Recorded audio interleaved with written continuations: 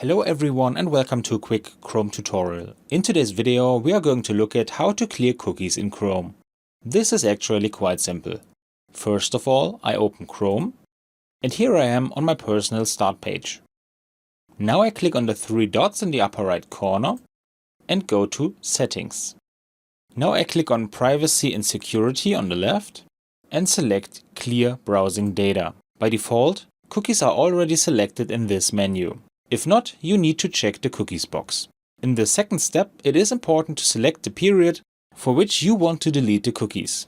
All time is usually the right option for this. However, for this tutorial I will select last hour.